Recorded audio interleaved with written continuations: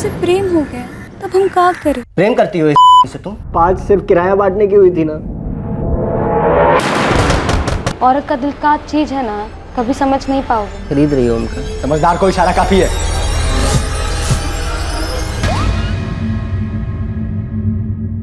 हा मी आता निघालो ते ऑफिसला यायला.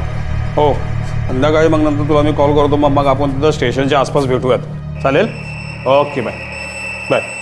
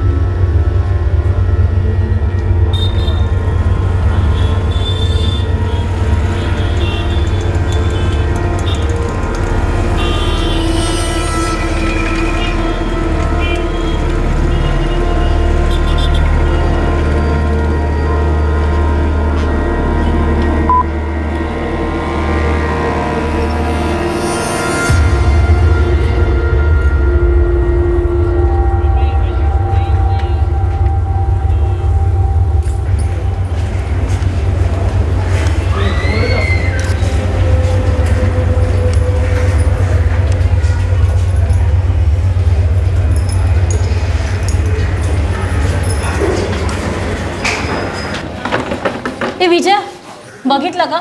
ये रंजीत के घर का दरवाजा कब से खुला ही है? सुबह दूध आने के टाइम से ही खुला है दरवाजा सुमन। अरे मैं आधे घंटे पहले बाजार गई ना, तब से खुला है। कहीं लॉक किए बिना कहीं चले तो नहीं गए? देखो तो।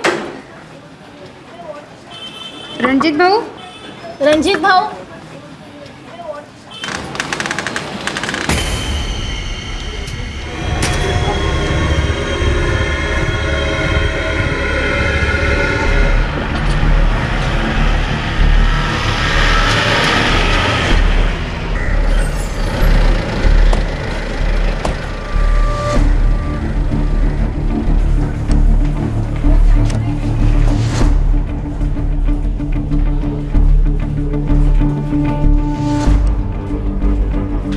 सर सांस नहीं चल रही।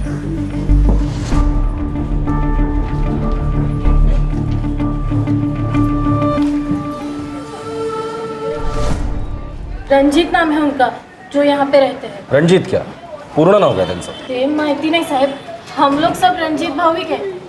ये लड़की कौन है? शायद उनकी मिसेस होगी साहब. शायद मतलब? हम लोग इनसे ज़्यादा घुलते मिलते नहीं थे, इसलिए हमें नहीं पता. हाँ साहब, अभी 5-1 महीने पहले ही रंजीत भाव यहाँ रहने को आए और फिर 2-1 महीने पहले इस लेडीज़ को देखा यहाँ. इन दोनों में बहुत झगड़े होते थे साहब, रात रात भर आवाज़ें सुनाई देती थी. कभी कभी तो दिन में भी साहब.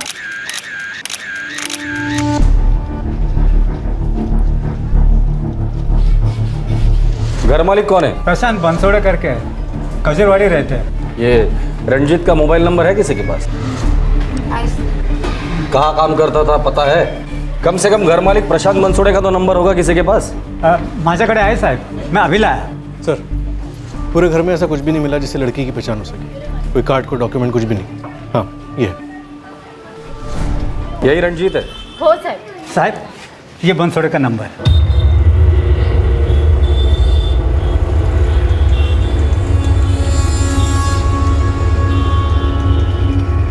हाँ हाँ सर, मेरा ही फ्लैट है और रंजीत ठाकुर को मैंने किराए पे दिया है। लफड़ा है क्या सर? आपके फ्लैट में रंजीत ठाकुर की पत्नी की डेड बॉडी मिली है। क्या बात कर रहे हो सर? और रंजीत ठाकुर तो वहाँ पे अकेला रहता था, उसकी पत्नी वत्नी नहीं थी। रंजीत ठाकुर का फ़ोन नंबर दीजिए और जितनी जल्दी हो सके रचना नगर पुलिस स्टेशन आ जाइए। और हाँ, रंजीत और अपने बीच हुए एग्रीमेंट की कॉपी भी लेकर आइए। आ जाता हूँ सर। आप रंजीत का नंबर लीजिए। सर, रंजीत का फ़ोन स्विच ऑफ है। पहले का एड्रेस उत्तर प्रदेश, हो साहब, यूपी। सिर्फ यूपी। पूरा एड्रेस कहाँ है? साहब खैर संगू, मैंने वो एग्रीमेंट ठीक से पढ़ा भी नहीं है। बस 5 महीने पहले मुझसे मिला, बोला कि यूपी से आया हूँ, फैक्ट्री में काम करता हूँ, रहने के लिए जगह नहीं है, तो मैंने किराए पे दे दिया। लेकिन अपनी पत्नी के बारे में उसने कुछ नहीं कहा था। ये घर का किराया लेने तुम जाते थे घर पर? नहीं नहीं नहीं, वो खुद दुकान पे आके देके जाता था। उसके बीवी का मोबाइल या और कुछ घर पर मिला था? नहीं सर, पूरा घर छान मारा, कुछ भी नहीं मिला। एक तो ये कच्चा आधा अधूरा एग्रीमेंट बनवाते हो, किराएदार के बारे में आपको कुछ नहीं पता। आपके फ्लैट में एक औरत की लाश मिलती है, कोई कहता है कि वो रंजीत ठाकुर की बीवी है, पर किसी को ये नहीं पता कि वो है कौन। ठीक है, आप जाइए, जरूरत पड़ेगी तो दोबारा बुला लूंगा। Thank you sir. उस रंजीत की फोटो है ना हमारे पास? हाँ सर, वो लड़की के साथ वाली। इसकी कॉपीज निकालो और एरिया में जितने भी फैक्ट्रीज है सब जगह घुमाओ।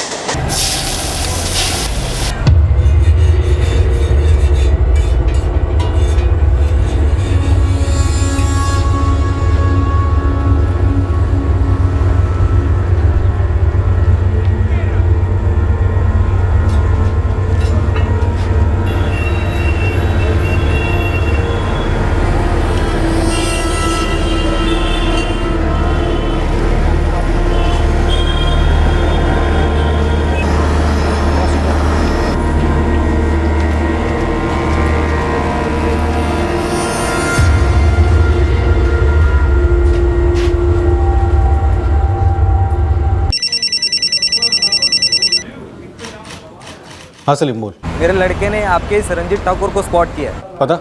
नूरानी लॉज, कमरा नंबर 4।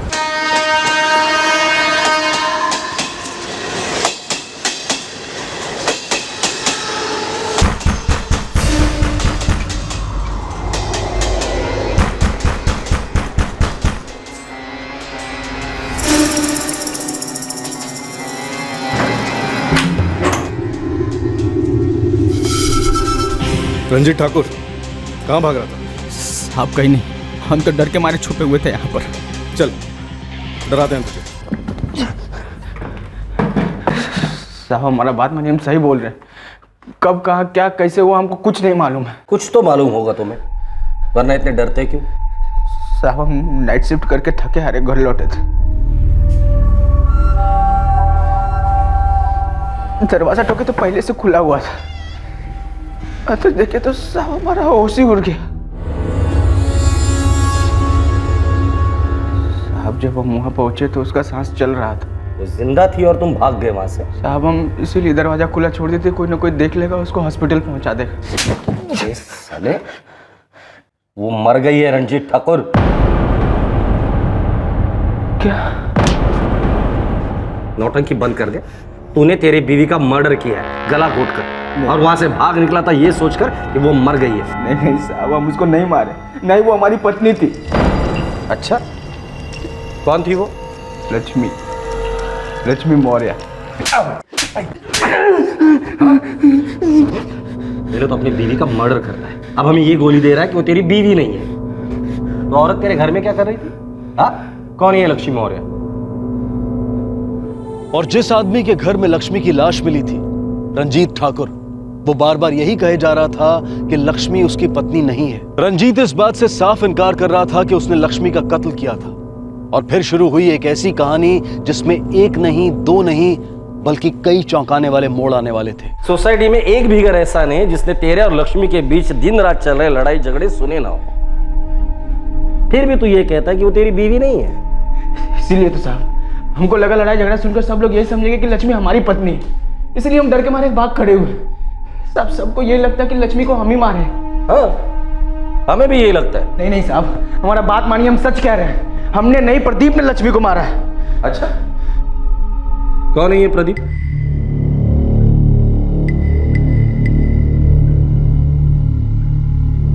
कहाँ है प्रदीप? साहब उसको बगल वाले लॉन्ड्री में काम दिलवाया था। अब समझ में आ गया। कोलसे, इसने लक्ष्मी के पति प्रदीप को लॉन्ड्री में नौकरी दिलवाई और लक्ष्मी इसके साथ रहने लग गई। इसलिए प्रदीप चिढ़ गया और गुस्से में आकर उसने लक्ष्मी को मार डाला। करेक्ट? आप लक्ष्मी और हमारा प्रेम था, जबरदस्त प्रेम था, जो तूने उसे गला दबाकर मरने के लिए छोड़कर भाग गया था। साहब हम सच बता रहे हैं आपको, ये प्रदीप ने ही उसको मारा है। रंजीत ठाकुर, मेरे हिसाब से तेरा और लक्ष्मी का प्यार था, फिर भी तूने उसका गला दबाया। अब तेरे और हमारे बीच कोई प्यार वाला चक्कर तो है नहीं, तो अब तू सोच ले कि तेरे साथ हम लोग क्या क्या कर सकते हैं।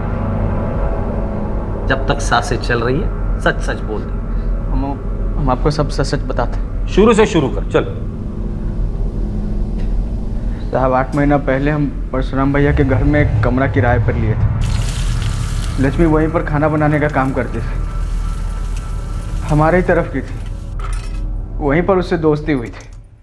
राम राम परसु भैया, बुलवाए थे क्या? अरे हाँ रंजीत, बुलाया था मैंने।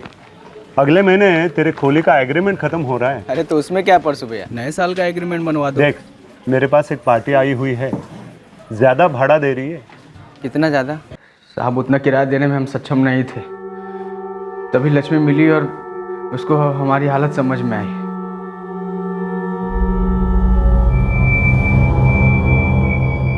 आपकी चाय।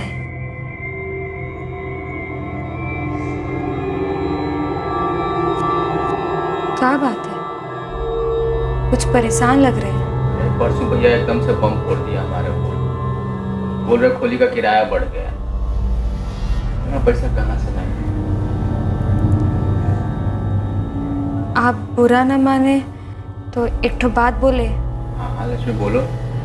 वो कहा है ना, हम और हमरे पति कुछ दिन पहले यहाँ पे एक घर किराए पे लिए हैं। 2 ठो कमरा है उनमें। हम दोनों कमा रहे हैं, लेकिन फिर भी बहुत ही भारी पड़ा। आप अगर हमरे साथ रहना चाहे तो वो कहा है ना, भाड़ा बढ़ जाएगा, सभी के लिए अच्छा हो जाएगा। आप कहे तो हम बात करें का अपने पति से? हाँ जरूर बात करो, और उनसे पूछ लेना फाइनल किराया जितना भी होगा, फिर उस हिसाब से हम देख लेंगे। प्रदीप मान गया साहब, हमको भी आराम मिले। जितना किराया हम परसु भैया के दे रहे थे उससे 1/3 कम देना पड़ रहा था। हम प्रदीप और लक्ष्मी की खोली में आ गए रहने। थोड़ा ज़्यादा पैसा देकर उनके साथ खाना भी खाने लगे, और प्रदीप से अच्छी दोस्ती भी हो गई हमारी। हम एक तो कारखाने में मजदूरी कर रहे थे। प्रदीप एक हार्डवेयर की दुकान में काम करता था, और लक्ष्मी का खाना बनाने का काम चल रहा था। सब ठीक चल रहा था साहब, और फिर वो दिन आया साहब। उस दिन को तो आना ही था रंजीत। तूने तेरे नए दोस्त प्रदीप को धोखा दिया था, उसकी बीवी पर डोरे डाल रहा था। नहीं साहब, ऐसा नहीं था। लक्ष्मी भी हमको लव करती थी। हम दोनों के बीच पहले से ही कुछ था शायद, नहीं तो उसने भी हमको रोका होता।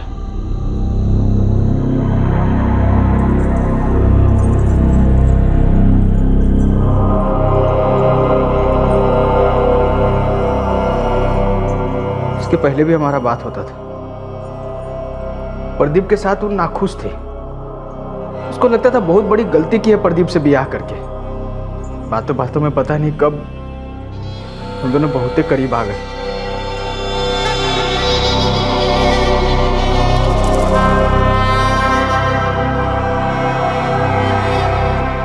अगर प्रदीप को इस सब के बारे में पता चल गया ना,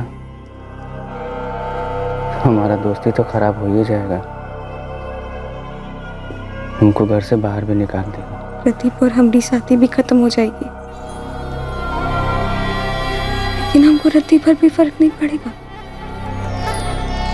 रंजीत, हम तुमसे प्रेम करते हैं,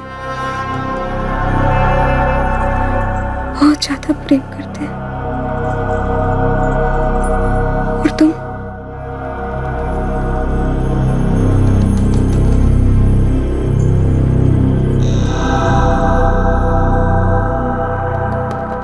हम जब दोपहर में अक्सर घर आने लगे तो प्रदीप को शक हो गया था साहब, जिस बारे में हम दोनों को कुछ नहीं पता था।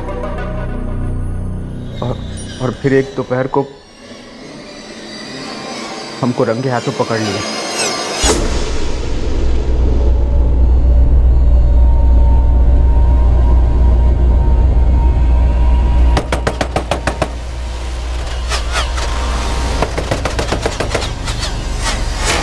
फिर बहुत हंगामा हुआ। उसके बाद लक्ष्मी हमारे साथ ही घर में रहने के लिए आ गई। प्रदीप ने उसे ऐसे ही जाने दिया, रोकने की कोशिश नहीं की? साहब, रोकने की कोशिश बहुत की प्रदीप ने, लेकिन लक्ष्मी नहीं मानते थे। नए वाले घर में भी प्रदीप बहुत बार आया, लेकिन लक्ष्मी नहीं मानती थी, नहीं जाती थी।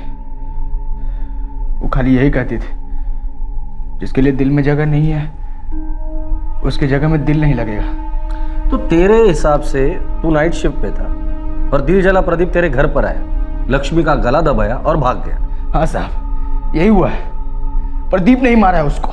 रंजीत ठाकुर ने कत्ल का सारा जिम्मा लक्ष्मी के पति प्रदीप चौधरी पर धकेल दिया था। क्या रंजीत झूठ की डोर से अपने बचाव की चादर बुन रहा था? अब तक जो पुलिस ने सुना था वो एक तरफा कहानी थी, रंजीत की जुबानी। जाहिर सी बात थी कि प्रदीप चौधरी का कहना कुछ और ही था।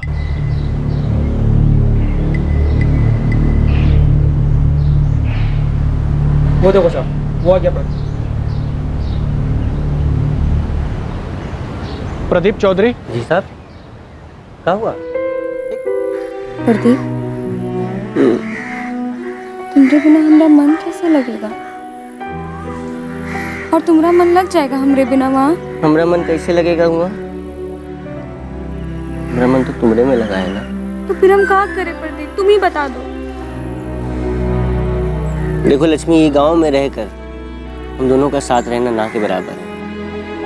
और जो अगर भाग भाग के शादी कर लिए तो भी लोग पकड़ के पीपल के पेड़ पे लटका देंगे। हम क्या कहते हैं, लटकाने दो। साथ जी नहीं सकते तो क्या हुआ, साथ मर तो सकते हैं ना। ना प्रदीप, हम कोई मरना वरना तनी को पसंद ना है, और हम छोटी जाति के हैं, तो इनमें हमारी क्या गलती? फिर तुमसे प्रेम हो गया, तब हम क्या करें? दो ही रास्ता है लक्ष्मी, या तो हम गांव वालों के हाथों कट के मर जाएं, या फिर हम अपने माँ बाप के लिए मरे जैसे हो जाएं। मतलब भाग जाए। भाग जाए? ये सारा रिश्ता, नाता, माँ बाप, गांव, सब कुछ छोड़ के आ जाए? तैयार हो?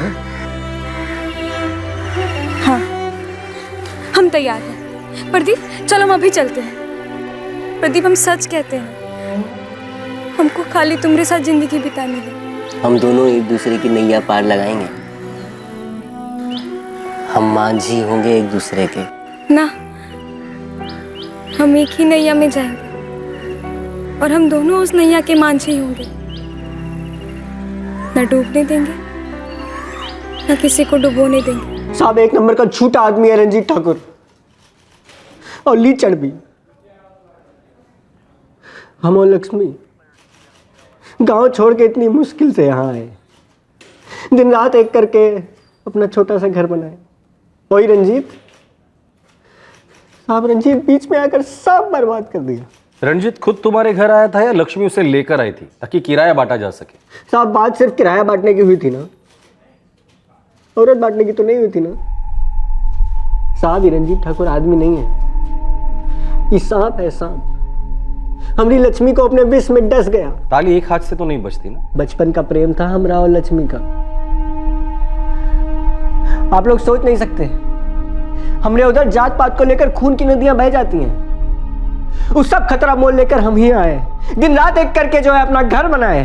बहुत अच्छा जिंदगी चल रहा था हमारा। ये रंजीत बना दिया मुझको, दोस्ती की है उसके साथ, और सबका ये बदला लिया है वो।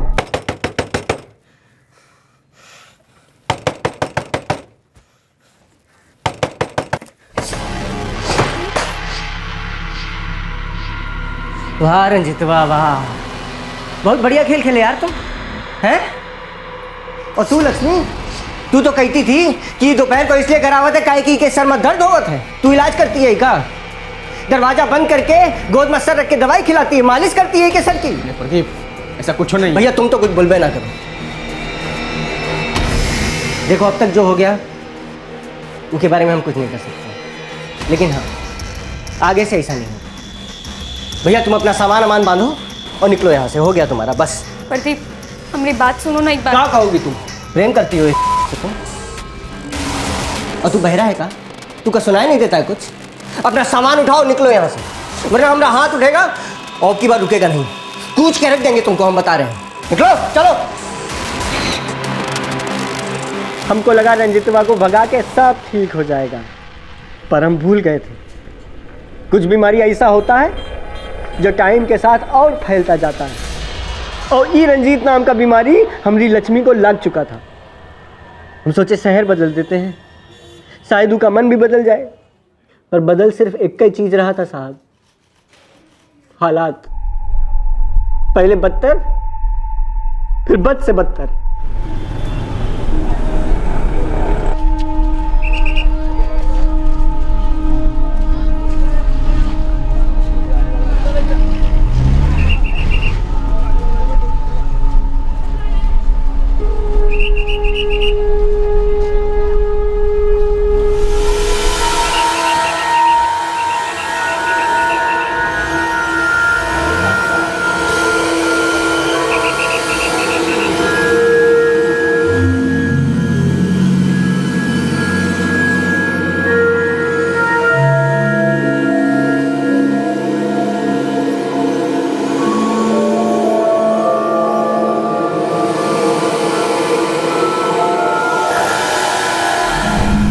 हेलो, लक्ष्मी, लक्ष्मी कहाँ हो तुम?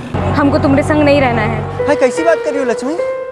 तुम पत्नी हो हमारी, 7 जन्मों का साथ है हम दोनों का, प्यार है हम दोनों का। ना है अब प्यार, सब खत्म हो गया। अब हम रंजीत से प्रेम करते हैं और पूरी जिंदगी मुंह के संग ही रहेंगे। लक्ष्मी, हमको तो विश्वास ही नहीं हो रहा है कि हमारी मांझी ही हमारी नैया डुबो रही है। दूसरा नैया ढूंढ लो।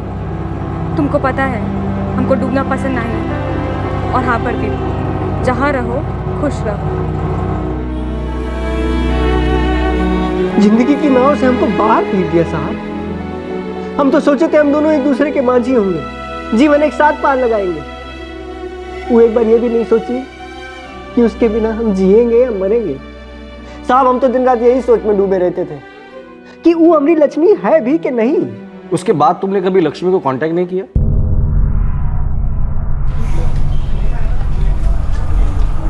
नहीं साहब, याला तर कधीच नाही बघितलं। और अगर यहाँ आता भी होगा, रहता भी होगा, तो हमें कुछ नहीं पता। मेरे सवाल का जवाब नहीं दिया प्रदीप। तुमसे अलग होने के बाद क्या कभी लक्ष्मी को मनाने तुम रंजीत के घर पर गए थे या कॉल किया था? हाँ साहब, उसके बिना तो हम जिंदा लाश जैसे हो गए थे साहब। हम रोज उसे मिलने का कोशिश करते, फोन करते।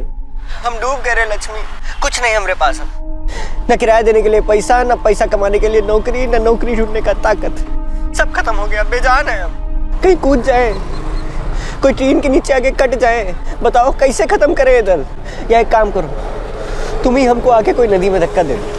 तुम क्या बात कर रहे हो प्रदीप? सब ठीक हो जाएगा। तुम ऐसा घाव दी हो ना कि अब कुछ ठीक नहीं होगा। हमारी बात सुनो, हम तुमको घर का किराया दे देते हैं। बोलो कहाँ मिलने आए हम तुमसे? प्रदीप इलो।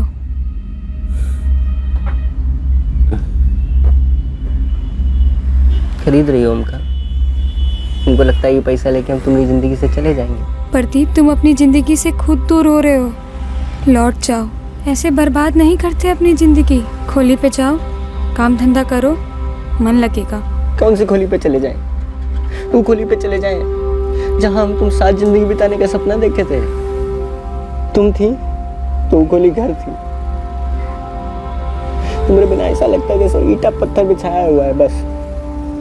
ये लक्ष्मी, तुम बस एक बार कह दो ये सब कुछ झूठ है, बुरे सपने जैसा है। साला खुशी खुशी मान लेंगे। तुमको याद है हम दोनों कैसे कनकगंज का मेले में जाते थे, चॉकलेट खरीदते थे, झूले पर झूलते थे और फिर चुपके चुपके जाते थे तालाब पे। कितना अच्छा लगता था। याद है नहीं याद है? हे लक्ष्मी, हम दोनों साथ भाग के आए थे ना यहाँ। 1 साल हुआ है पर ऐसा लगता है जैसे पिछले जन्म का बात हो। से पिछला जन्म ही समझो प्रदीप, जो बीत चुका है वो हमसे नहीं हो पाएगा, और तुमसे हो जाएगा तो तुम हमारी आंखों में देखकर एक बार कहो, देखो आंखों में, कहो कि तुम हमको पूरी तरह भुला चुकी। देखो आंखों में देखकर बात करो सामने। कोनो फर्क नहीं पड़ा साहब। वो कमीना का पकड़ बहुत मजबूत था हमारी लक्ष्मी पे। हमको मालूम था वो हमको भुला नहीं पाएगी। प्यार था उनके दिल में, पर ये रंजीत जो है ये उस पर जादू कर दिया था साहब।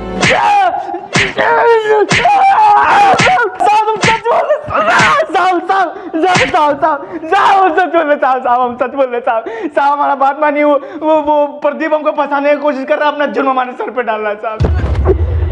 सुन, तेरा एक भी पड़ोसी ऐसा नहीं है जो ये कह रहा हो कि उसने कभी प्रदीप को तेरे घर आते देखा या जाते देखा है। साहब उनको तो ये भी नहीं पता कि लक्ष्मी का नाम लक्ष्मी। अब उनकी बात पे भरोसा नहीं कीजिए साहब। अच्छा, तो तेरे इस झूठ पे यकीन करें हम लोग? अब झूठ हम नहीं, झूठ प्रदीप बोल रहा है और जी रहा है। उसको चिढ़ था कि लक्ष्मी हमारे प्यार में पड़ गई। हमारे साथ वही करना चाहता था जो उसको लगा कि हमने उसके साथ किया। घर में घुसो और घर वालों के रिश्ते तोड़ दो। लक्ष्मी, तुम क्या कह रही हो? ये कैसे हो सकता है? काहे नहीं हो सकता है रंजीत, तुम भूल रहे हो वो आदमी से हम शादी किए थे और वो तुमको भी तो मदद किया था ना जब तुमको जरूरत पड़ा था। ठीक है, तुम कह रही हो तो हम मान लेते हैं, लेकिन नौकरी लगते ही उसको यहाँ से जाना पड़ेगा। हम पहले ही बता रहे हैं तुमको। हाँ ठीक है। और एक बात, कुछ कहने का जरूरत ना है। तुम आदमी लोग ना, औरत का दिल का चीज है ना, कभी समझ ना पाओगे। ठीक है प्रदीप, हम तुम्हारे लिए कोई नौकरी ढूंढते हैं, तब तक तुम रह सकते हो यहाँ हमारे मेहमान बनकर। तुम्हें हमारे ऊपर एहसान किए थे, हम भूले नहीं हैं। शुक्रिया, हम भी ये एहसान कभी नहीं भूलेंगे। एहसान फरामोश निकला साहब। जब जब ड्यूटी से आते तो घर में ही पड़ा मिलता था और लक्ष्मी का माथा घुमाता रहता था। बहुत हाथ पैर मार के उसको लॉन्ड्री में नौकरी दिलवाए। नौकरी मिल गया उसको, कमाने भी लगा, लेकिन घर से जाने का नाम ही नहीं लेता था। कितने दिन रहा? पूरे 25 दिन। अभी 5 दिन पहले ही उसको घर से निकाले थे।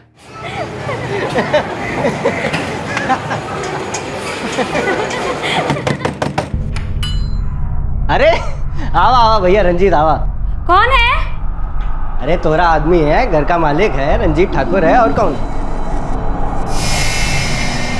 लॉन्ड्री का मालिक को मिला था हमको रास्ता पर, कह रहा था 1 हफ्ता में दूसरी बार छुट्टी मार दी हो तुम। लेकिन उस ससुरा तुमको ही नहीं बताया होगा कि पिछले 4 दिन हम 16-16 घंटा काम किए कुत्ता जैसा। रंजीत, तुमरी भी चाय चढ़ाई देखा? हाँ, हमरी भी चाय चढ़ा दो, और आज आखिरी बार हम दोनों के लिए चाय चढ़ेगी। कल से इस घर में सिर्फ हमारे लिए ही चाय चढ़ेगी। क्या बात है? हमारे मेहमान का ना दिन भर गया है, ये अपना बोरिया बिस्तर समेट के निकल रहे हैं यहाँ से। ये भैया रंजीत, ये लक्ष्मी तुम हमारी बात समझ में नहीं आ रहा तुमको? हैं? जो बोल दिए ना तो बोल दिए। चल सामान उठा अपना और निकल यहाँ से। लौट के कभी आना मत यहाँ पर, निकल। साहब आप उनकी बात का भरोसा मत कीजिए। पड़ोसी जो बोल रहा हो पत्थर का लकीर तो नहीं हो सकता है ना। ये प्रदीप हमारे घर पर लगभग 25 दिन रहा था और लक्ष्मी को हमसे दूर करने का कोशिश करता रहा था, इसलिए हम उसको घर से बाहर फेंक दिए। और वो लौट आया और उसने लक्ष्मी को मार डाला, जिससे वो इतना प्यार करता था, जो उसकी बीवी थी। लक्ष्मी उसको छोड़ चुकी थी। मनी मन हमको अपना पति मानते थे। हमको दर्द देने के लिए, हमको फंसाने के लिए प्रदीप ने लक्ष्मी को मारा है। साहब लक्ष्मी के लिए हम अपना घर छोड़ दिए, गांव छोड़ दिए, कभी कोई दूसरी लड़की की तरफ आंख उठाए तक के नहीं देखे। सर वो जानती हमने तुमने हमसे झूठ क्यों कहा? तुम रंजीत के घर पे रह रहे थे और रंजीत ने तुम्हें घर से इसलिए बाहर निकाला क्योंकि लक्ष्मी को फिर से जीतने की तुम कोशिश कर रहे थे। फिर से? साहब, पत्नी थी हमारी वो। तुम रंजीत के घर पे 25 दिन रहे या नहीं? रहे। और बताइए हम क्या करते? हमारी लक्ष्मी कैद में थी उसकी, वो हमसे प्यार करती थी। पता नहीं रंजीत उसको क्या खिला पिला दिया था कि वो वहां से निकल ही नहीं पाती थी। और जब वो हमारी तरफ आने लगी तो रंजीत तो हमको घर से निकाल दिया। जब वो जान गया कि लक्ष्मी हमारी तरफ आना चाहती है, उनको ये बात खल गई साहब। वो हमारी लक्ष्मी का मर्डर कर दिया। कुल से अजीब केस थी। एक औरत का मर्डर हुआ है, पति और प्रेमी दोनों एक दूसरे को अपनी अपनी प्रेम कहानी का विलन बता रहे हैं और हमारे पास दोनों के खिलाफ कोई सबूत नहीं है। घर से लक्ष्मी का मोबाइल नहीं मिला, लेकिन नंबर मिला है। उसके फोन रिकॉर्ड्स निकलवाते, शायद रिकॉर्ड से पता चले कौन सच्चा और कौन झूठा। रिकॉर्ड्स निकलो, लेकिन मुझे डाउट है कि रिकॉर्ड से कुछ मिलेगा। वैसे मुझे लगता है ये दोनों थोड़ा सच और ज्यादा झूठ बोल रहे हैं। अब हमें तय करना है कि किसका सच भारी है और किसका झूठ हल्का।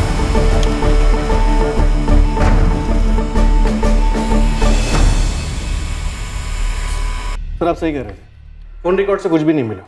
लक्ष्मी इन दोनों से बराबर बात करती थी। इंस्ट्रूमेंट की लोकेशन क्या कहती है? इंटरेस्टिंग है सर, इंस्ट्रूमेंट की लोकेशन से हम खूनी तक पहुंच सकते हैं। थोड़े से जल्दी करो, मुझे किसी भी कीमत पे सबूत चाहिए। कुछ भी करो, लेकिन लक्ष्मी का मोबाइल ढूंढ निकालो। प्रदीप हुआ साला काहे फंसा रहा हमको? हम फंसा रहे तुमको?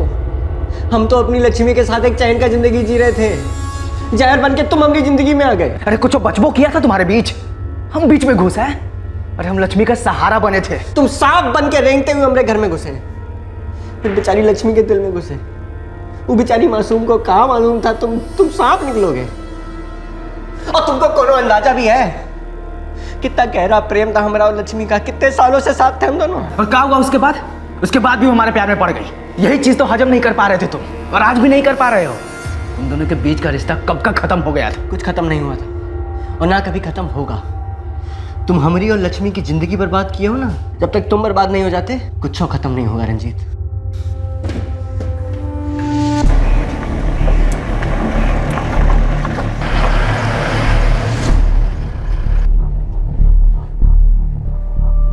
खोली के मालिक को बुलाओ।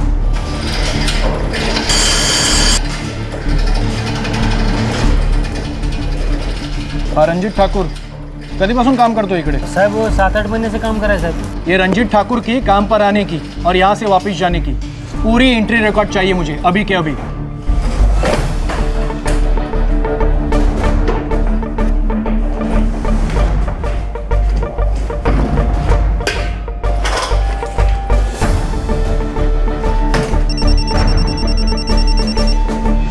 आंगुल से बोलो, कुछ मिला? लगता है अब हम मुजरिम को तोड़ सकते हैं।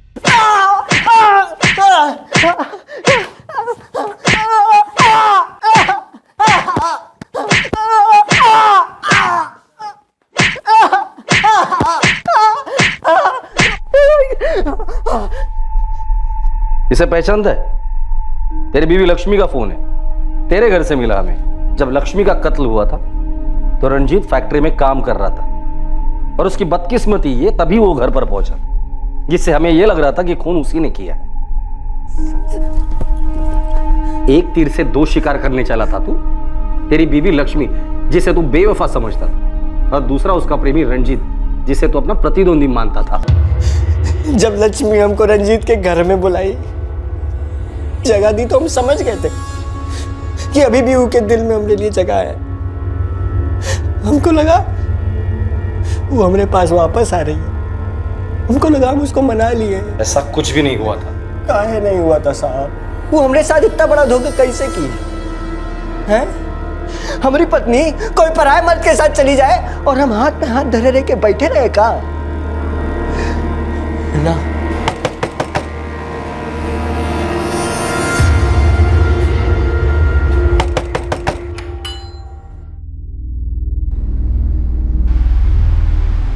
प्रदीप, अब तुम जाओ यहाँ से। रंजीत का आने का वक्त हो गया है, जाओ।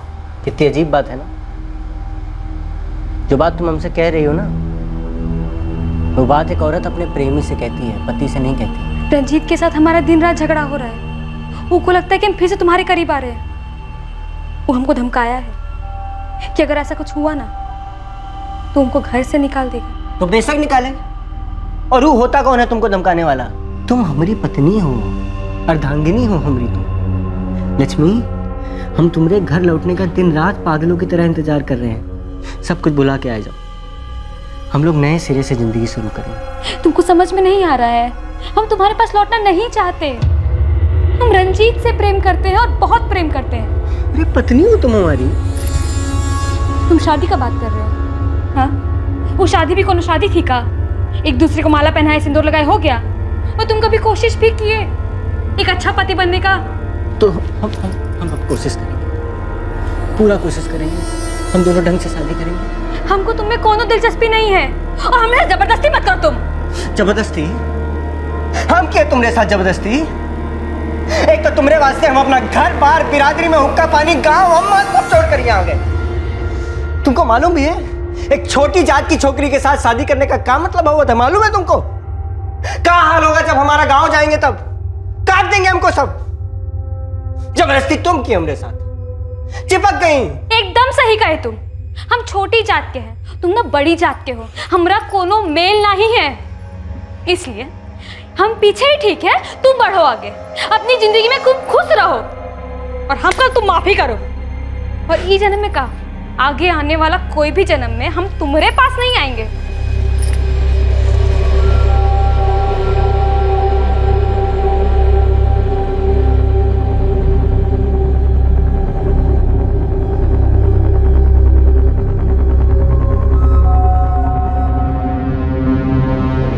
उस दिन जब हम वहां से निकले तो हम रास्ते में रंजीत को देखे। हम समझ गए कि वो घर ही जा रहा है। तब हमरे दिमाग में ये बात खनकी कि सबको शक उसी पर होगा जो बर्बाद किया हमारी जिंदगी, उसका जिंदगी भी बर्बाद होके रहेगा। वो पहले हमारी प्रेमिका थी साहब, फिर पत्नी बनी। हम उसके लिए जान न्यौछावर करते थे साहब। उनको हमारे साथ ऐसा नहीं करना चाहिए था। रंजीत ठाकुर, तुम जा सकते हो।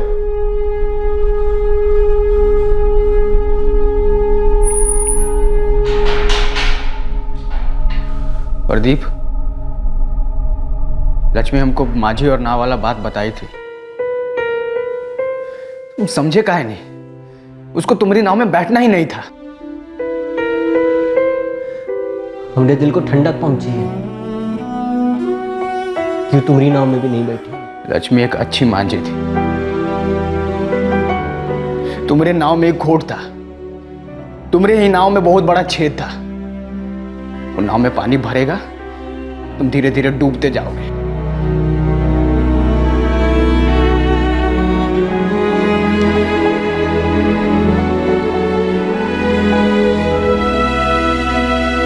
तीन प्रेमी न सिर्फ प्यार में पड़े हुए बल्कि प्यार में जले हुए, आकर्षण की एक ऐसी आग से घिरे हुए जिसने उन तीनों को तबाह कर दिया। मशहूर हॉलीवुड अभिनेत्री लॉरेटा यंग ने कहा था, love isn't something that you find, love is something that finds you. यानी कि मोहब्बत ढूंढने से नहीं मिलती, बस मोहब्बत खुद ब खुद आपको ढूंढ लेती है। लेकिन जब ये मोहब्बत अलविदा कहे तब प्रेमी करें तो क्या करें? प्रेमियों के बर्ताव पर नैतिक टिप्पणियां करना उचित नहीं। मोहब्बत वाकई लोगों को दीवाना बना देती है, लेकिन अगर ये दीवानगी जुर्म की नाव पर सवार हो जाए और उस नाव को आगे बढ़ाने के लिए कत्ल को अपना चप्पू, अपनी पतवार बना ले, तो या तो ये नाव डूबती है या फिर एक ही मंजिल पर आ पहुंचती है, जो है कानून का घाट। इस कहानी में लक्ष्मी को भी दोषी मानना आसान है, शायद स्वाभाविक भी। वो प्रदीप के प्रेम में थी और दोनों काफी जोखिम उठाकर शहर भाग आए थे, घर बसाया था, और फिर लक्ष्मी को रंजीत से इश्क हो गया। इश्क पर कोई जोर नहीं होता। इश्क में पड़ना और किसी के लिए इश्क खत्म हो जाना ये कोई गुनाह नहीं है, ये एक स्वाभाविक इंसानी फितरत है। बेशक सामने वाले को दर्द होता है, लेकिन इस दर्द का इलाज जुर्म तो नहीं हो सकता, और कत्ल तो कतई नहीं। सबसे समझदारी इसी में है कि जो आपके साथ नहीं चलना चाहता उसे अपनी राह पर जाने दे। वो जिल्लत, वो दर्द, वो ठुकराए जाने का घाव समय शायद भर दे, लेकिन जुर्म कभी नहीं।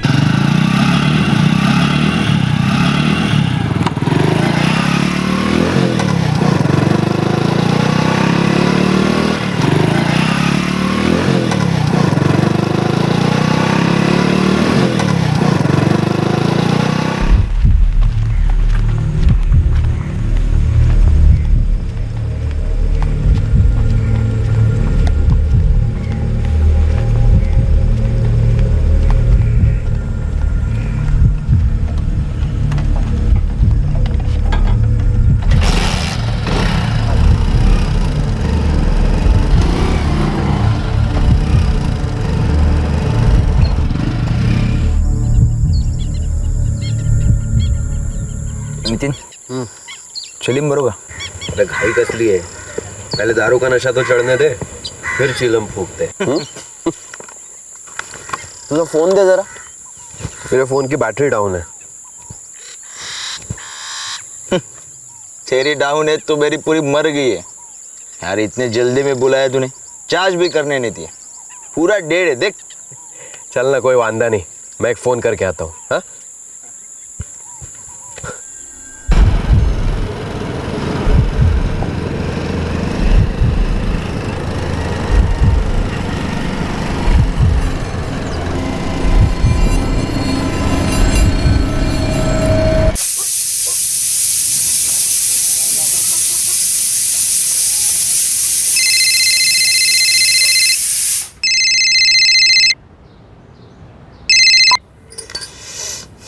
हाँ बोल नितिन.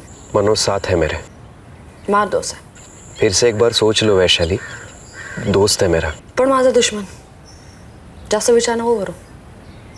मारून टाक त्याला. ठीक है.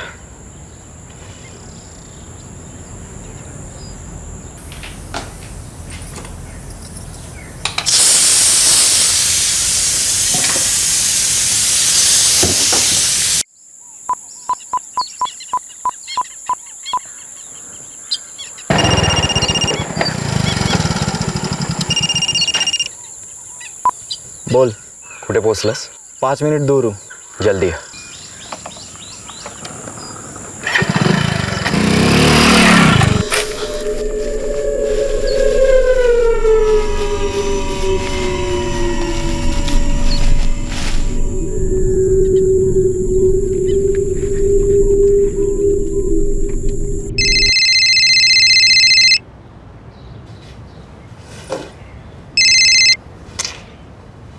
हाँ बोल. काम झालं.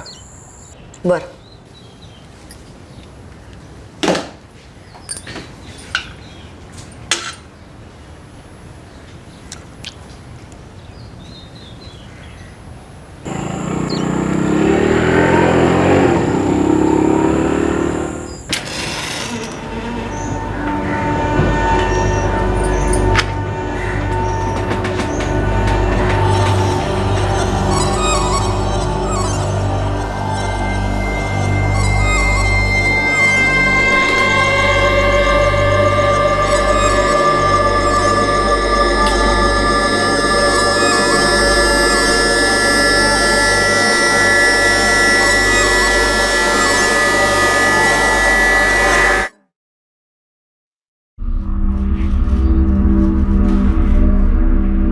मावशी शोधतोय आम्ही त्याला.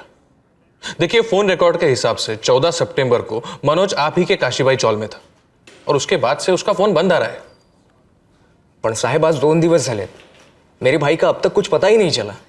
साहेब भले ही वो दिन भर बाहर रहता है लेकिन रात में घर आता ही आता है. दिन भर कहाँ होता है ये तो बताता नहीं होगा ना. काम वाम तो कुछ करता नहीं था. पूरी चौल में फेमस था गंजड़ी होने के लिए.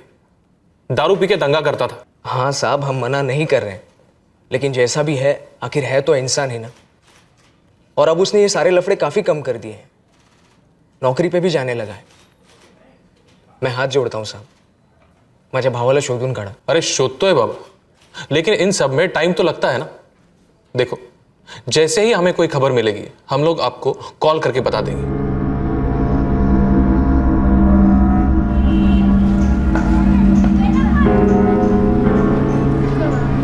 क्या कभी किसी को पता चलने वाला था कि मनोज साल्वे के साथ क्या हुआ था और क्यों हुआ था? क्या कभी किसी को पता चलने वाला था कि मनोज के कत्ल से दरअसल एक चक्र अपने आप को पूरा कर रहा था? दरअसल मनोज साल्वे के मर्डर के बारे में तब सवाल उठे और जवाब भी मिले जब एक दूसरा केस अपना चक्र पूरा कर रहा था. ये अनिल कस्बे मर्डर केस की सुनवाई अगले महीने की 24 को होगी. प्रोसिक्यूटर वाडेकर, पुलिस को इन्फॉर्म करो कि सारे अक्यूज्ड और विटनेसेस को 24 अक्टूबर को कोर्ट में पेश करें. Okay sir.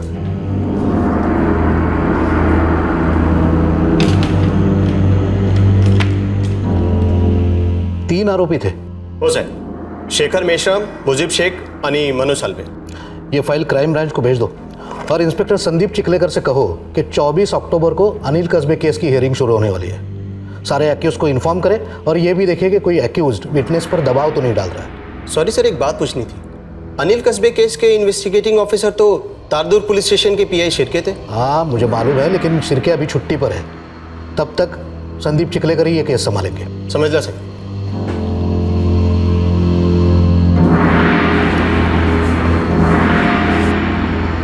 सर, नागेश, ये 1 साल पुराना मर्डर केस है। 3 आरोपी थे, शेखर मेश्राम, मुजीब शेख और मनोज साळवे, जिसमें से मेश्राम को जमानत नहीं हुई, बाकी 2 बाहर है। मुझे इन तीनों के अपडेट्स चाहिए। हो सर। अगले महीने से केस की सुनवाई शुरू हो रही है। डीसीपी साहब ने कहा है जमानत में बाहर मुजीब शेख और मनोज साळवे, इनके अपडेट्स लो और उन्हें रोज तारदुर्ग पुलिस स्टेशन में हाजिरी देने के लिए बोल देना। जी सर।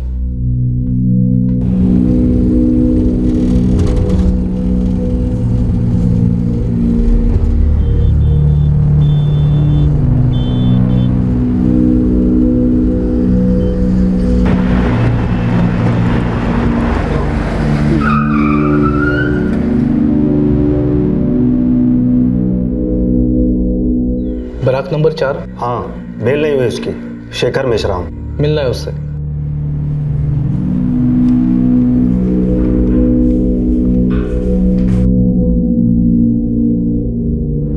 ठीक है, लेके जाओ इसे। 1 मिनट साहब, क्या बात है? मेरी जमानत होने वाली है क्या? ना, तेरा केस ट्रायल पे आ रहा है, तैयार रहना। साहब मेरी बेल करवा दो ना साहब। वो दोनों तो टांग दे गए। वो मुजीब और मनोज एक बार मिलने तक नहीं आए साहब। तो खुद होके मिल गया था ना उनसे मर्डर करने, तब समझना चाहिए था इस जुर्म की दुनिया में कोई किसी का नहीं होता। साहब सुनो ना साहब।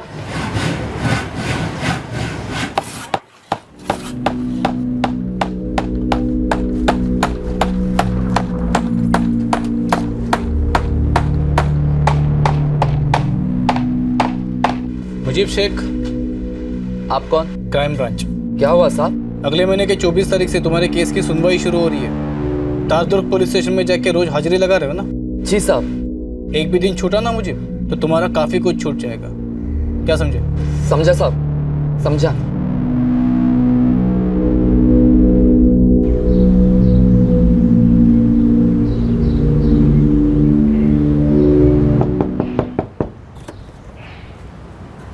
जी मनोज साळवे ये रहता है? हाँ, आप? Crime branch.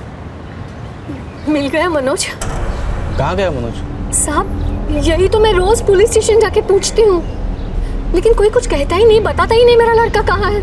आपके बेटे को पुलिस ढूंढ रही है। देखिए, अगले महीने मनोज के केस की सुनवाई है। उसे बोलो तारदुर्ग पुलिस स्टेशन में जाके रोज हाजिरी लगाए। अगर नहीं गया ना तो उसकी हालत बहुत खराब हो जाएगी। हालत तो आमची खराब है साहब। पिछले 2 हफ्तों से मनोज का कोई पता नहीं। पता नहीं क्या हो गया है मेरे बेटे को। लेकिन गुप्ते, उसका फोन 2 हफ्ते से ऑफ है। आप लोगों को और कोई भी सुराग नहीं मिला?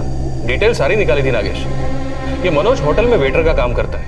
1 नंबर का गंजेड़ी और बेवड़ा इंसान है। कहाँ कहाँ नहीं ढूंढा उसे, लगता है फरार हो गया कहीं। फरार है तो खोद दो पूरा इलाका और उसका इतिहास भी, घसीट कर लेकर आओ इस मनोज को। सिर्फ 3 हफ्ते है हमारे पास। एक काम करो, मुजीब को उठाकर लेकर आ, उसकी बेल कैंसिल करने की एप्लीकेशन कोर्ट में डाल दो। नागेश, 24 अक्टूबर को इन तीनों को कोर्ट में सुनवाई के लिए हमें हाजिर करना ही है। साहब हम लोग हफ्ते में 1-2 बार बैठते ही बैठते थे।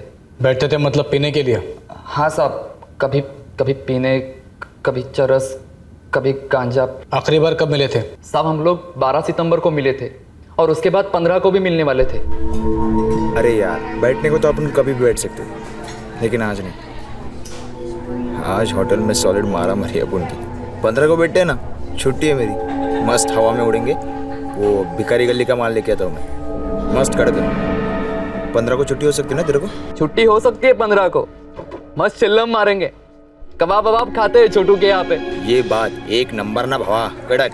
15 सितंबर को मैंने उसको कॉल किया था साहब, पर उसने अपना फ़ोन स्विच ऑफ कर रखा था। 10-15 कॉल मारे मैंने, फिर उसके घर पर चला गया तो उसकी अम्मी बोली कि 14 तारीख को घर पर लौटा ही नहीं। साहब उन्होंने पुलिस कंप्लेंट भी की है, उसके बाद कोई खबर नहीं। इसके अलावा मुझे कुछ भी मालूम नहीं साहब। मेरे को क्या मालूम साहब, मैंने बताया ना आपको, उनकी जमानत होने के बाद में एक बार थोबड़ा भी नहीं दिखाया उन्होंने मुझे। मनोज साल्वे और मुजीब शेख, आप लोगों की जमानत हो गई है, चलो। मनोज, तेरे आई ने पैसे दिए और मुझे तेरे अब्बा ने। साला मेरे माँ बाप के पास तो खाने तलक के पैसे नहीं है। यार तुम लोग बाहर जाके मुझे छुड़ाओगे ना यहाँ से? अरे ये क्या पूछने की बात है शिकर, बस 2-4 दिन इधर आराम से काट तू, हम लोग छुड़वाएंगे ना तेरे को। क्या मुझे? और नहीं तो क्या, चल बे। हाँ चल। यार मनोज, मुझे भूलना मत रे। अरे ऐसे भूल गए मेरे को जैसे कि कभी हम साथ थे ही नहीं। इतने महीने हो गए, रोज सोचता हूँ आ जाएंगे आ जाएंगे। ये मनोज अगर कहीं फरार होना चाहता हो तो तेरे हिसाब से कहाँ भाग के जा सकता है? नहीं साहब, मेरा मनोज मुझे छोड़कर कहीं भाग नहीं सकता। गर्दुल्ले और शराबियों का रिश्ता सिर्फ नशे से होता है। साहब वो इतना भी गया गुजरा नहीं था, कमाता था, नौकरी थी उसकी। अच्छा, अब का है नौकरी? कौन से शहर में? साहब अगर हमें पता होता तो हम यहाँ रोते हुए आपके पास क्यों आते? पिछले 2 हफ्ते से रोज थोड़ा थोड़ा मर रही हूँ अपने बेटे के लिए। मैं हाथ जोड़ते साहब, उसे ढूंढ निकालिए। आपके रोने धोने से मेरा कोई लेना देना नहीं है, समझे? अगले महीने से मनोज की केस की सुनवाई शुरू हो रही, मुझे मनोज चाहिए। खुद सामने से चल कर आया तो ठीक है, वरना जिंदगी भर फरार होने के लायक नहीं बचेगा वो। तो साहब आप ढूंढिए ना उसे। देखिए हम भी यही चाहते हैं कि वो सामने आए, फिर चाहे सुनवाई हो या जो भी हो, हमें खबर तो रहेगी कि वो है कहाँ। और अगर मुझे खबर मिली कि मनोज कहाँ है, इस बात की तुम दोनों को खबर थी आणि आमच्याकडे नाटक करत होता, तो आप दोनों भी बहुत पछताओगे। सर, कॉल रिकॉर्ड के हिसाब से 14 सितंबर को मनोज साळवे के सेलफोन की आखिरी लोकेशन उसका घर ही था। आखिरी बार किससे बात हुई थी? कोई नितिन महाडिक है सर, वेल्डर है, इस मनोज का दोस्त ही है। मैंने कॉल किया था उसे।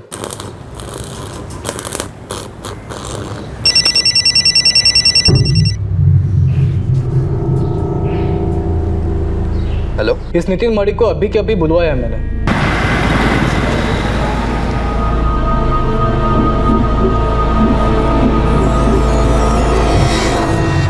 चौदह सितंबर को शाम 4 बजे तुम्हारी मनोज से बात हुई थी। हो साहब, वो मैंने उसे 5,000 रुपये उधारी दिए थे, मेरी पगार एडवांस लेकर। उसने बोला दे देगा, पर उसके बाद उसका फ़ोन ऑफ आ रहा था, घर पर भी नहीं था। साहब मैं बहुत परेशान हूँ, मेरे पैसे लेकर भाग गया साहब। कहाँ भाग गया तेरा दोस्त? साहब अगर मुझे पता होता तो मैं खुद जाकर उससे पैसे नहीं ले लेता। धोखा किया है साहब उसने मेरे साथ।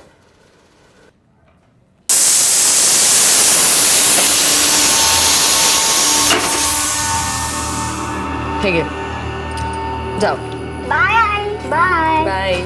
हात पकड गं त्याचा, सोडू नको।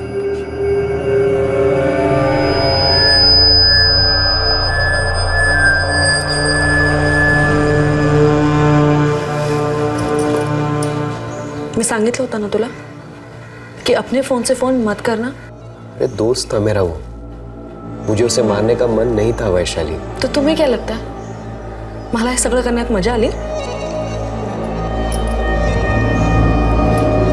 जाओ देना, जो हुआ सो हुआ। पुलिस को अभी तो कुछ नहीं मालूम और ना ही कुछ मालूम होगा।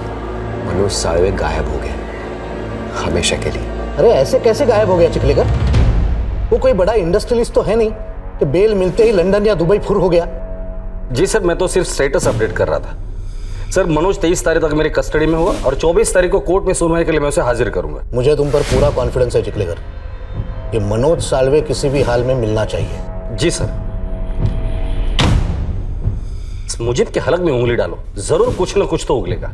Yes sir. और हाँ, मनोज की माँ और भाई इन पर 24 घंटे नजर रख। नागेश, जिस मर्डर केस में ये तीनों आरोपी है उसकी चार्जशीट को पढ़ते हैं, शायद उसमें नक्शा होगा इस चर्सी के बिल का। जो सीधे रास्ते पर चल रहा है, ईमानदारी से 2 पैसे कमाने के लिए हाथ पैर मार रहा है, उसकी कोई परवाह नहीं है।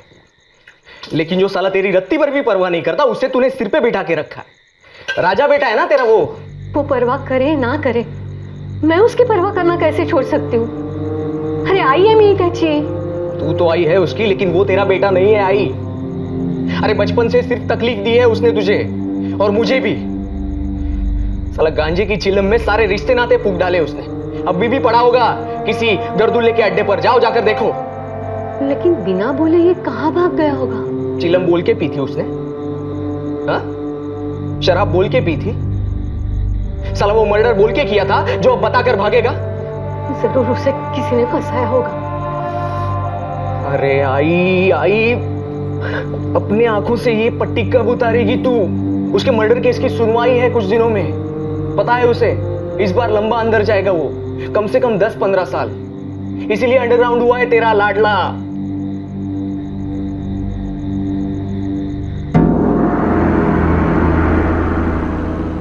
मनोज साल्वे वाकई अंडरग्राउंड था, पर कहां और किस तरह उसे अंडरग्राउंड भेजा गया था ये सिर्फ वही जानते थे जिन्होंने उसे मारकर जमीन के अंदर दफन कर दिया था। क्राइम ब्रांच एक मर्डर केस में बेल पर छूटे एक आरोपी को ढूंढ रही थी। एक मां अपने बेटे के लौटने का इंतजार कर रही थी। एक दोस्त को ग्लानि हो रही थी कि उसने ना चाहते हुए भी एक दोस्त का कत्ल कर दिया था, और उससे कत्ल करवाने वाली औरत इस बात पर अटल थी कि मनोज साल्वे को मार डालने के अलावा और कोई चारा नहीं था। कौन से अधूरे चक्र की सच्चाई बयां होने वाली थी? कौन से राज का पर्दाफाश होने जा रहा था? सर, ये अनिल कस्बे मर्डर केस की चार्जशीट है, तारदुर्ग पुलिस स्टेशन ने फाइल की थी। ये तीनों, मनोज साल्वे, मुजीब शेख और शेखर मेश्राम, ये मुख्य आरोपी थे। 2014? Yes sir, 2014। 21 नवंबर 2014 अनिल कस्बे वय 27 एलकेएस बॉल बेरिंग कंपनी राखोड़ी से अपनी शिफ्ट खत्म करने के बाद बापट कॉलोनी लौट रहा था, जहां उसका घर था। राम राम मणके भाऊ, राम राम। पर मी काय म्हणतो, शनिवारी आ जाओ ना घर पे, छुट्टी है ना, तो आराम से गप्पा मारेंगे। और हाँ, वो जीवन बीमा पॉलिसी का भी देख लेंगे। जैसे अनिल कस्बे मालती गली से होते हुए बापट कॉलोनी की तरफ बढ़ा, तभी उस इलाके के 3 नामचीन व्यसनी उस गली में दाखिल हुए। इन तीनों को शराब और नशीली पदार्थ लेने के बाद कई बार आवारगी करते हुए देखा गया था। ओ, सिगरेटचे पैसे कोण देणार? हर बार की तरह फोकट में दूंगा मैं। ओ राव, कशाला भुगता है? लिख दो ना खाते पे। अरे खाता बीता गेला खड्ड्यात। पिछले 3 महीने से एक पैसा दिया नहीं तुमने खाते का। ओ पुरंदर काका, इतना पैसा क्या चिता पे लेके जाएगा? और हम लोग आज सिगरेट फूकते तो क्या बुरा करते? हाँ?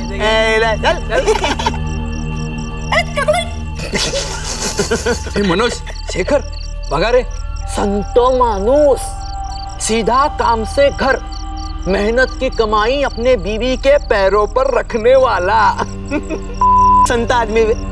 रोज यहाँ से जाते वक्त फोन पे फुसफुस फुसफुस चालू रहता साले का। कोई रंबा उर्वशी मेनका होंगे साले के खोपचे में। ए, चल उसकी मोबाइल वाला आइटम देखते। Hello darling. What is the name baby? काय नाटक है? मेरा फोन दो। फोन काट दिया। अरे शर्मा नहीं। ले फोन। अरे फोन दो मेरा। ले बोल ले। अरे क्या कर रही है?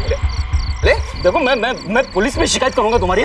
बच्चा भड़क गया, अभी तो फोन देना पड़ेगा। ले ले ले ना, अभी ले। ले, अजीब सैंपल है, देता हो तो लेता नहीं, फिर बोलता है देता नहीं। ले ले ले टॉमी, ले ले ले ले ले ले ले। इन लुक्खों का ना रोज का भंकस है ये, चर्सी 1 नंबर के। इन सालों को कोई जेल में नहीं डालता, लफंगे साले।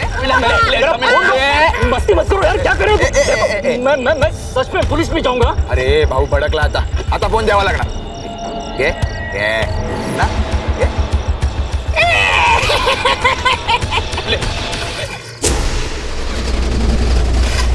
तो मेरा फोन दो, नहीं तो तुम्हें भी लाफा दूंगा मैं लास्ट टाइम बोल रहा हूँ, मेरा फोन दो। मला मारलंस तू? आरोपी मनोज साल्वे, मुजीब शेख और शेखर मेश्राम को हमने ताबड़तोड़ उनके घरों से अटक कर ली। गवाहों में मौका वारदात पर पान की दुकान चलाने वाले पुरंदर शेवाड़े और धोबी वजाद अली ने तीनों आरोपियों की शिनाख्त कर ली। पोस्टमार्टम रिपोर्ट के अनुसार किसी भारी चीज से मारे जाने से ब्रेन हैमरेज हुआ, जिसके कारण अनिल कस्बे की मौत हुई थी। तीनों आरोपियों पर धारा 302 और 120 बी लागू की गई है और अनिल का शव उसकी पत्नी प्रियंका कस्बे के हवाले कर दिया गया। सर, ये मुजीब शेख को बहुत तोड़ा, लेकिन लगता नहीं कि उसे कुछ मालूम है ये मनोज साल्वे कहाँ छुपा है। हो सकता है कि मुकदमे के पहले ही मनोज को भनक लग गई है कि उसके और उसके दोनों साथीदारों के खिलाफ तगड़ा केस बनेगा। मनोज की मां बता रही थी कि मनोज घर से 14 सितंबर को बाइक लेकर निकला था, लेकिन उसकी बाइक कहीं नहीं मिली सर। हमने सब जगह ढूंढा, बाइक का एक पुर्जा तक नहीं मिला। ये माँ बेटे यशोदा साल्वे और प्रवीण साल्वे इस मनोज के बारे में कुछ न कुछ तो हमसे छुपा रहे हैं।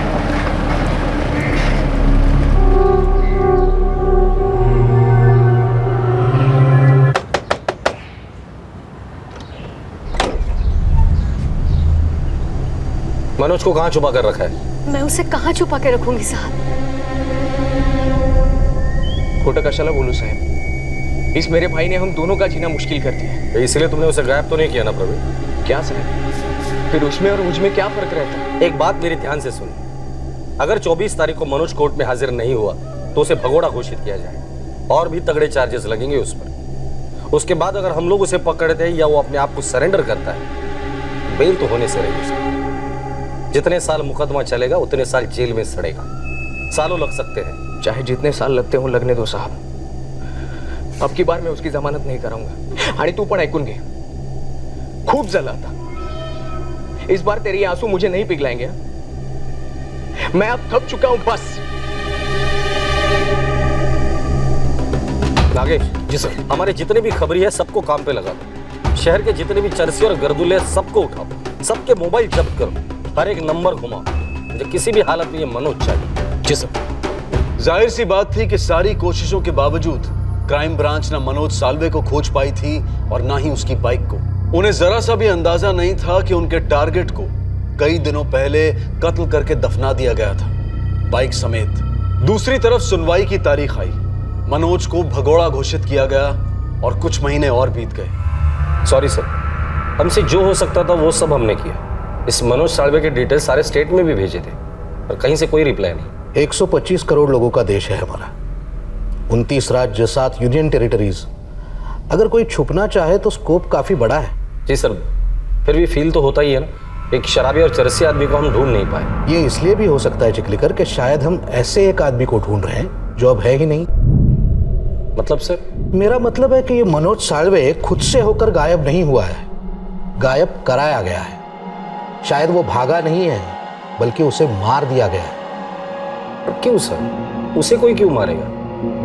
अब इसी का इन्वेस्टिगेशन करो कि मनोज साल्वे का कत्ल करने का कारण किसके पास था।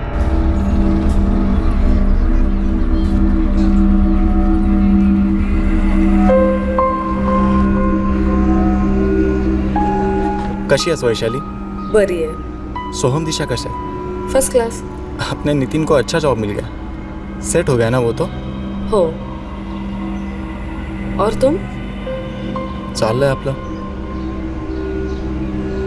नीलेश, तुमसे कुछ कहना था। बोल ना वैशाली। Thank you. येते मी।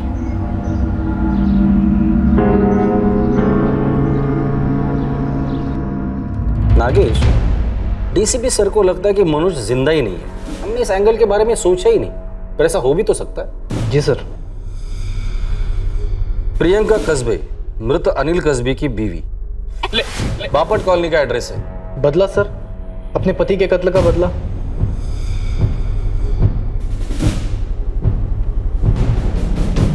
हाँ सर, मैंने भी सुना है उस मर्डर के बारे में, लेकिन हमें यहाँ आके 1 ही साल हुआ है।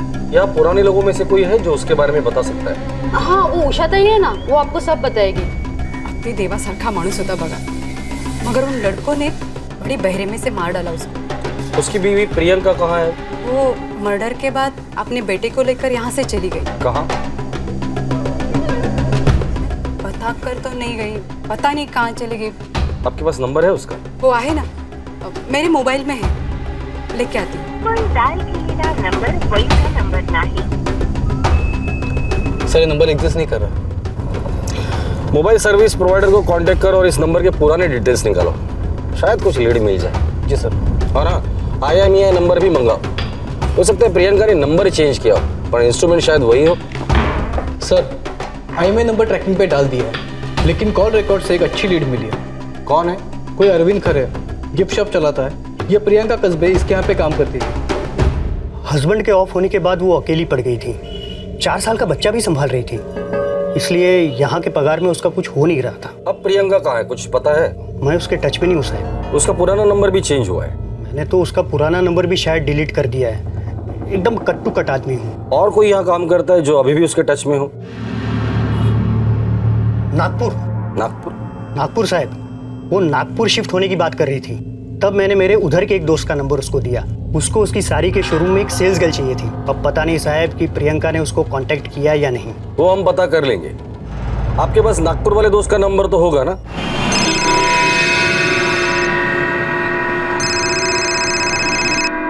हेलो, नासिक क्राइम ब्रांच से PSI नागेश बोल रहा हूँ। प्रियंका कस्बे काम करती है वहाँ? जी बिल्कुल करती है। बात कराओ आपकी? जी नहीं, उसे मत बताना कि हमने फ़ोन किया था। ठीक है जी। अभी के लिए आप मुझे प्रियंका का मोबाइल नंबर दीजिए।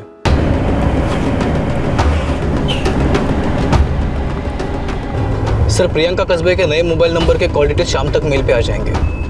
पहले मिलते हैं उसे फेस टू फेस, देखते हैं कितनी देर तक आंखों में आंखें डालकर बात करती है और कब आंखें चुराती है। मनोज साळवे नाम है उसका। ये नाम सुना था पुलिस के मुंह से। वो उन तीनों में से एक है ना? जी, मनोज को जमानत मिल चुकी है। क्या ये बात आपको पता है? नहीं पता सर, और जानकर भी मैं क्या करती। आखिर दर्द से किसी को जमानत मिलती है क्या? बिल्कुल सही कहा आपने, तकलीफ से भी कहाँ जमानत मिलती है। वैसे इतने छोटे बच्चे को लेकर यहाँ अकेली काफी मुश्किल हुआ होगा ना? कोई रहता है क्या यहाँ आपका? नहीं, यहाँ कोई नहीं रहता। तो आपका बेटा कहाँ रहता है? जब अनिल को मार दिया गया था तब मेरा बेटा सिर्फ 4 साल का था। मैं अकेले यहाँ नागपुर में उसकी देखभाल नहीं कर पाती थी, इसीलिए मैंने उसे नासिक में छोड़ दिया, मेरी ननद के पास। नासिक में कहाँ? वो MK रोड के पीछे ऋषिकुल कॉलोनी है, वहां रहती है। वैशाली महाडिक नाम है उनका। वैशाली महाडिक, वैशाली महाडिक। नागेश, मनोज का वो दोस्त जिसे मनोज को 5,000 रुपए लौटाने थे, जिसने 14 सितंबर को मनोज के साथ आखिरी बार फोन पे बात की थी।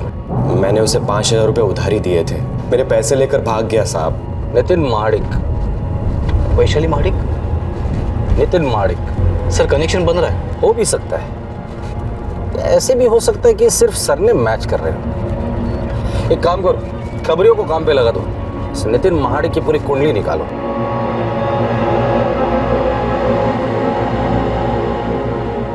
साहब, ये नितिन माडिक की फाइल है। मर्डर केस में अंदर था, अब जमानत पे बाहर है। क्या?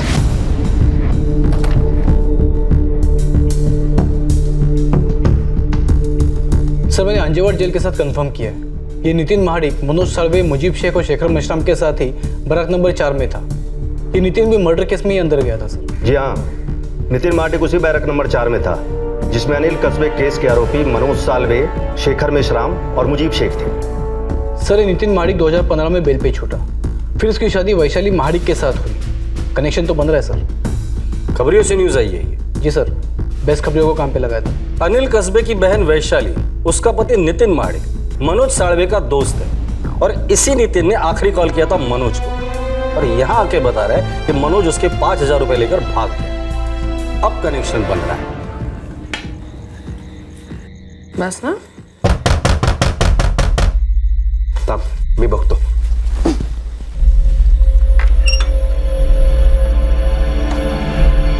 जी सर, आप इस वक्त? बुरा वक्त पूछकर कब से आने लगा Nitin Mahadik? Barrack number 4 Anjewad jail. काय झालं साहेब? हुआ तो बहुत कुछ है, अब सिर्फ पता ये करना है क्या इत्तेफाक था और क्या साजिश थी। साहब, लक बाय चांस हुआ है। मनोज तो मेरा बहुत अच्छा दोस्त है, अब मैं आपको कैसे बताऊं? सीधे सीधे बता दे, वरना बुलवाऊंगा। देखो, हमें यकीन तो नहीं, लेकिन शक है कि मनोज साळवे अब जिंदा नहीं है, और उससे भी गहरा शक ये है कि तुम दोनों को पता है कि उसके साथ क्या हुआ, कब हुआ, कैसे हुआ और क्यों हुआ। शायद तुम दोनों को सब कुछ पता है। अरे साहब, मैंने बोला ना, मुझे मनोज के बारे में कुछ भी नहीं मालूम। ऊपर से वो मेरे 5,000 रुपए लेकर भाग गया है। बोल गोविंद, क्या स्टोरी है इस वैशाली की? साहब, ये वैशाली का पति 5 साल पहले मर गए। उससे उसको एक बेटी है दिशा। वैशाली का भाई अनिल कस्बे, उसने वैशाली को संभाला और दिशा को भी बड़ी करने में काफी मदद की। और फिर अनिल का मर्डर हो गया। तब ये वैशाली का अफेयर नीलेश परब से हुआ। साहब, ये नीलेश वैशाली से शादी करने वाला था, लेकिन वैशाली को दूसरा हीरो मिल गया, मतलब ये नितिन महाडिक। साहब, ये नितिन वैशाली के पहले पति का दोस्त है। ये मनोज साळवे के मर्डर की क्या खबर है तेरे पास गोविंद? वैसे कोई डायरेक्ट खबर नहीं है, लेकिन एक बात है, ये जो नीलेश है वो नितिन का भी दोस्त है और वैशाली के भी टच में। मतलब ये सब एक दूसरे से मिलते रहते हैं। अरे नहीं साहब, लक बाय चांस हुआ है कि हम लोग एक दूसरे से जुड़े हुए हैं। कसम से बोल रहा हूँ, हमें नहीं पता कि मनोज कहाँ है।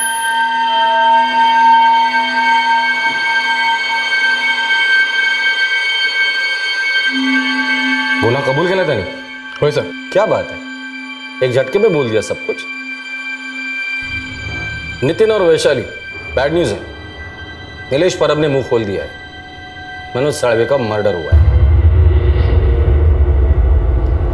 होशियार है नीलेश, उसे पता था मुंह तो खोलना ही है, तो पीटने के पहले ही बोल दो.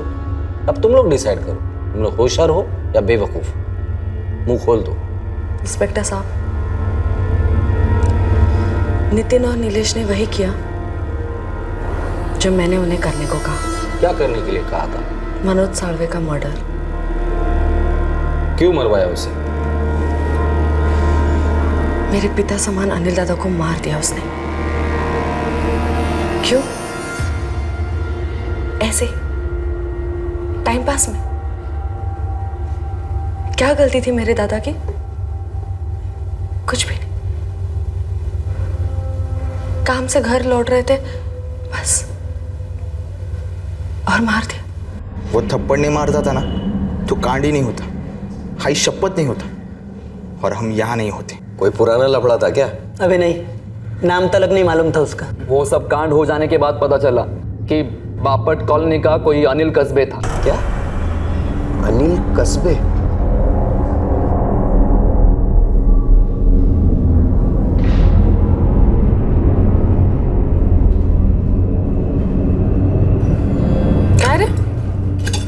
काय झालं?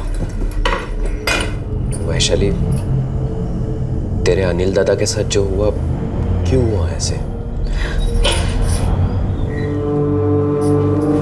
माहित नहीं रे. मेरे सीधे साधे अनिल दादा को इतनी बुरी तरह से मार डाला. क्यों?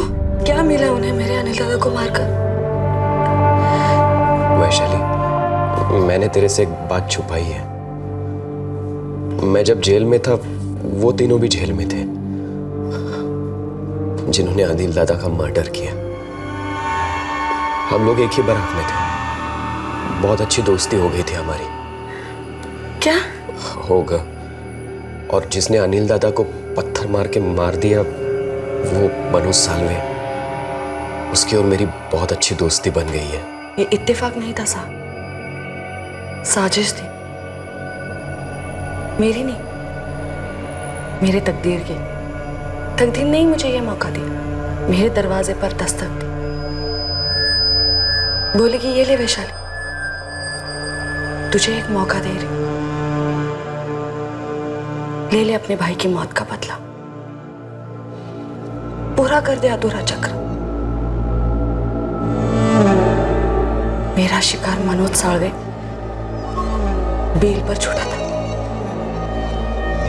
और मेरे पास एक हथियार नहीं, दो हथियार थे. नितिन और नीलेश.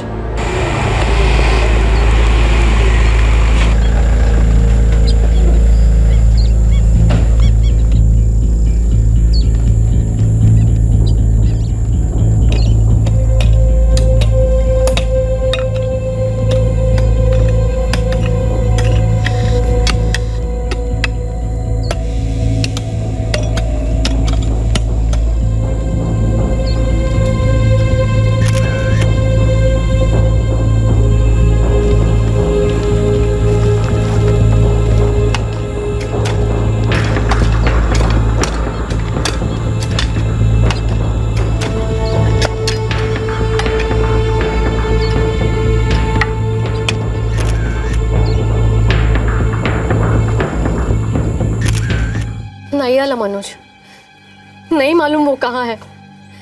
यकीन कीजिए साहब, हमने उसे कहीं नहीं छुपाया. यशोदा भाई, आपका बेटा अब कभी वापस नहीं आएगा. 14 सितंबर को उसका कत्ल हुआ, बाइक भी मिली है. प्रवीण से कहिए हमसे आके मिलने के लिए.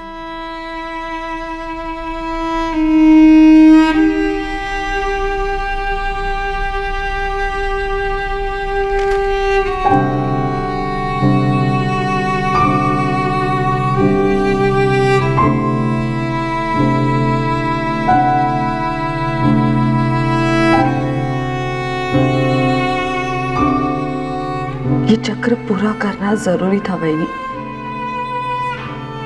रोक नहीं पाई मैं अपने आप को. अनिल दादा मेरे लिए मेरे पापा से भी बढ़कर थे। तुम्हारे अनिल दादा मेरे लिए और सोहम के लिए सब कुछ थे वैशाली। जैसे जैसे दिशा के लिए तुम सब कुछ थी।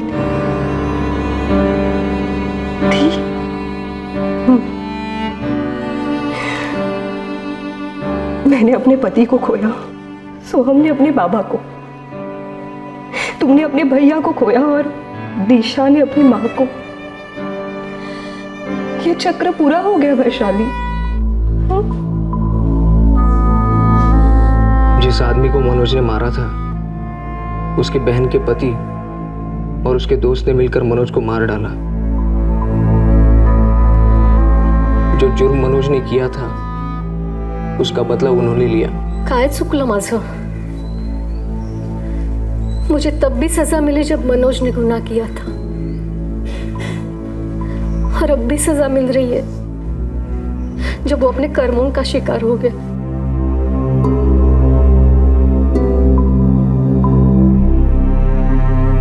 न्याय हर पीड़ित का अधिकार है, पर क्या प्रतिशोध न्याय हो सकता है? क्या प्रतिशोध उस चक्र को पूरा कर सकता है जो जुर्म से मिली हुई पीड़ा को मिटा सके? जी नहीं, बिल्कुल नहीं। प्रतिशोध अपने साथ नई पीड़ाएं लाता है और अन्याय का सिलसिला बढ़ता जाता है। मुजरिमों को सजा देने के लिए कानून और सिर्फ कानून सक्षम है, पर जुर्म से मिले हुए दर्द से जायज तरीके से निपटने के लिए हम सबका सक्षम होना जरूरी है। शोक और मातम कानून की दहलीज में रहकर ही मनाया जा सकता है, साथ ही साथ संतुलन की दहलीज भी पार नहीं की जा सकती। बदले का जुनून कभी सुकून नहीं दे सकता। वैशाली की बेटी अब प्रियंका के साथ नागपुर में रहती है, जहां प्रियंका अब अपने बेटे सोहम को भी संभाल रही है। वैशाली नितिन और नीलेश पर आईपीसी की धारा 302 के तहत हत्या के लिए, धारा 201 के तहत सबूत मिटाने के लिए, धारा 364 के तहत कत्ल के इरादे से बंदी बनाने के लिए और धारा 34 के तहत कॉमन इंटेंशन के चार्जेस लगाए गए हैं। तीनों फिलहाल जुडिशियल कस्टडी में हैं। कल रात आपसे फिर मुलाकात होगी एक नए केस के साथ सीआईडी के एपिसोड के बाद। तब तक सुरक्षित रहें, सतर्क रहें और देखते रहें क्राइम पेट्रोल सतर्क। सबक एक को सीख हम सबको। जय हिंद। इस तरह के और भी एपिसोड देखने के लिए हमारे चैनल को सब्सक्राइब करें और बेल आइकन दबाना ना भूलें।